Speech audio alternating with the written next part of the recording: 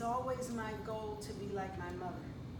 My mom was a cosmetologist, so she did hair, and we sloughed the bags, and those different hair shows, and those different this show, and the other shows. And I thought, there's got to be a better way to be in business than sloughing this stuff around. But I wanted to be able to have a business that would be like our family, something that we all could say we have a part of. 6 months before I opened the salon, I had gotten a franchise, did my money thing, did the other. My mom passed away. It was just totally devastating. And I said to myself, oh well, you know, the heck with that. Let me just go over here, go back and get a job somewhere, do whatever. And my father said, no, you wanted this. You said that you were going to put yourself into this job situation and you were going to make it work. For 8 years I did. It wasn't easy. Marketing came from what I felt we needed to do. Marketing came for me at night, at the end of the day at the business, calling the people that had booked for services to come into the business every day. Marketing was asking them, when you're sitting down and you're under that hairdryer and you're looking up, do you see dust on the vents?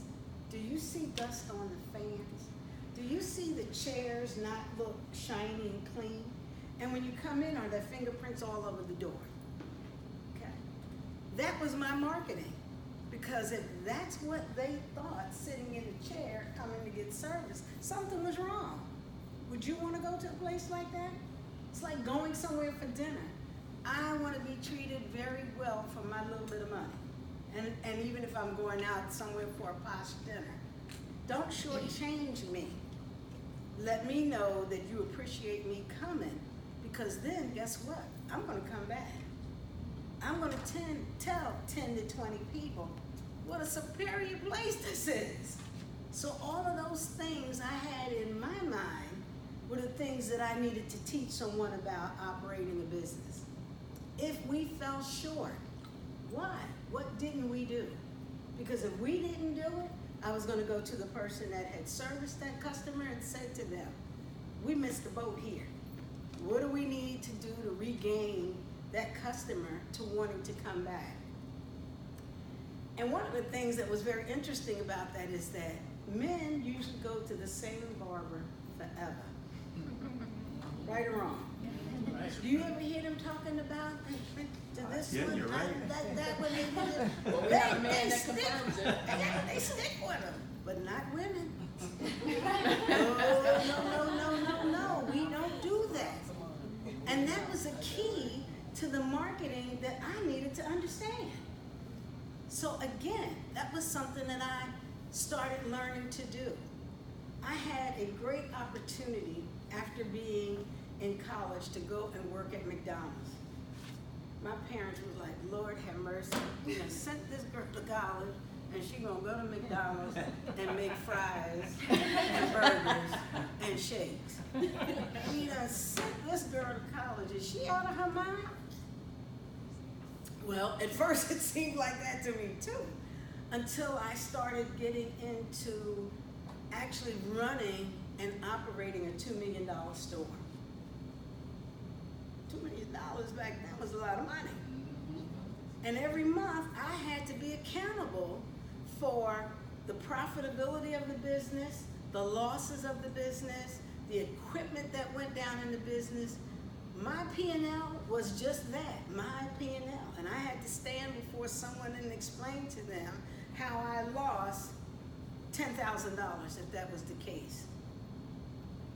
It was an excellent opportunity to learn about running a business. It was an excellent opportunity to learn about marketing. Oh yeah, nationally McDonald's looks like this. Nationally over here it looks like the other. But when it came down every month, they wanted to know, Sandy, what did you do? This is what you were supposed to make. What happened to you making it, or if you exceeded. Now there were a lot of good perks. They paid us well. They worked the daylights out of you. I'll tell you that. When they say you're doing 60 hours, you're going to do 60 something. I was younger then. Little 60 out of here. This 60 don't work anymore. But you all in your businesses, you may have to do that.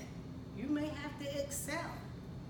Coming to work for the city was a no-brainer. I started off working with them with manufacturers all over the city.